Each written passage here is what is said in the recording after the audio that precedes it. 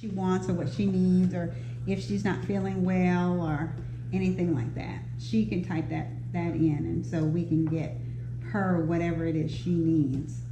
My son, who is her twin brother, he is on the spectrum as well, but he's verbal. He just has the antisocial part of it, where he doesn't feel like he fits in, and so we try to do a lot of things getting him to feel like he fits in, and so, but he fixates, and like right now he's fixated on the weather. He'll come in and say, "Can I use your phone?" He wants to look at the weather. He follows the weather, and the rain just bothers him, so that we bought him the noise canceling headphones. So he walks around, sometimes he has to have those on just to keep himself calm and for us not to medicate him. Both of my children, when they were in school, I homeschool both my children, well, 3 of my children. They are 11th graders, and my youngest son is a 10th grader. And he, when they were in school, and only the twins are autistic. So when they were in school, they were on medication. And I mean, we've gone from Adderall to Ritalin to all of them, trying to force them into this box at school, when we were able to bring them home.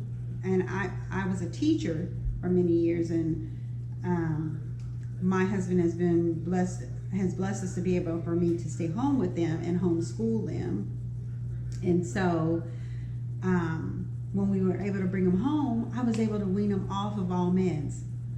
And so little by little, working with their doctor, I was able to, and a shout out to Dr. Kosoff, he's awesome, at We Care Pediatrics here in Florida. But I was able to wean them off of all of their medications, all of them.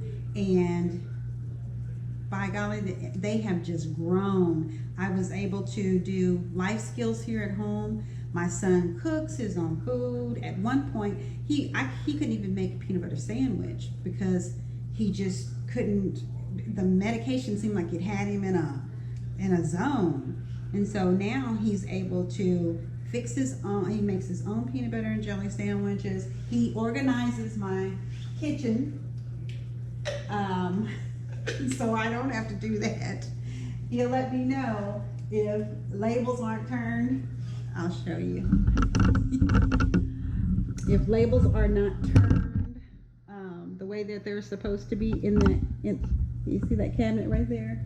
If those, I better fix it. If those aren't straight, he will come and let me know that I messed up his cabinet. So that's a blessing to me, because I don't want to do it anyway.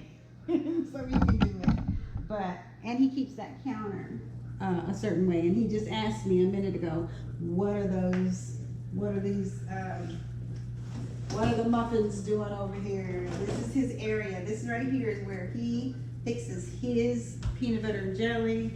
Whenever he comes in to fix any of his food, that's his counter. And so I try to scoop most of my stuff out of the way. He usually will, if I try to doll it up and do it that way, he'll come back and I doesn't go there, and he'll have it back lined up. So I just try and leave it alone and let him do his thing. So,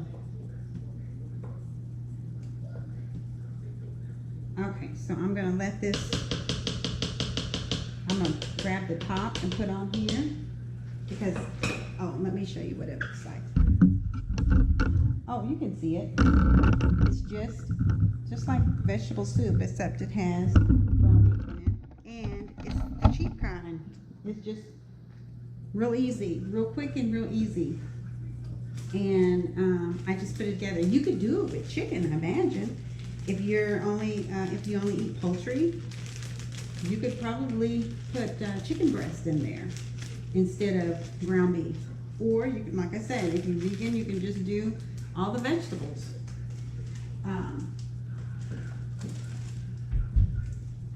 So anyway, I just thought I'd share that with you. I'm gonna get the top that goes on that. It's two different tops. I love this thing. We have this when we do the pressure cooking, we put this top on there. And I mean, let me tell you, if you like greens, ham hocks, we put our ham hocks in here, put the pressure cooker on, and I think 45 minutes, and then put our greens in and put them in for another 30 minutes. The ham hocks are just perfect and the greens are done. You can just dish it out and eat. We've been trying to eat a lot healthier, and so my husband, we were going to do greens tonight, but I wanted soup, so he's kind of stuck with the soup with me, which he doesn't care. He's real easy going. So but anyway, I will be back. I hope everybody continues to come back to Virtuous Deviant, and I'm going to try and do better. I think it's better for me to vlog than to blog. I will be writing some things, but I think that I like just talking, because I like to talk. And one thing that goes on with having children with autism, you get to feel isolated, where you don't have a lot of people coming over, you don't have a lot of transition, a lot of change, because change is hard for them. And so we do go out a lot and get out, and I'm going to be trying to take a trip back home to Kansas to see my parents, and so I'll vlog then. But I think I need the talking, and so if you have any questions, any comments, I will be looking at all of that. I appreciate you coming to the site. The Virtuous Deviant, I know, has a lot to do with relationships and things like that, but this kind of stuff is my passion, and so I'm excited to share this part with you. I'm excited to share relationship issues with you, so please leave comments in the relationship area, lifestyles, and open relationships, because after if you look on the blog, there's a write-up that I did in regards to when I decided that I was okay with open relationship in my marriage. And was it easy? It was hard. It wasn't easy, but it was necessary for everybody to grow.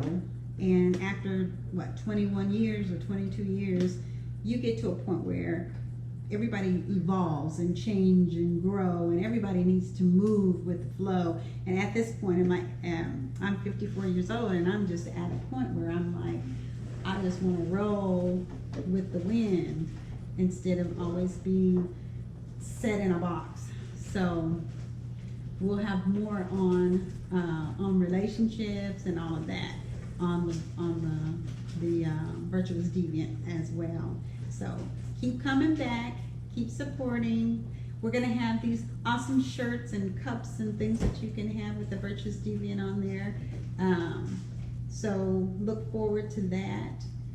I'd like to take them into some socks too. I never thought about that. Socks would be cool. But anyway, keep coming back.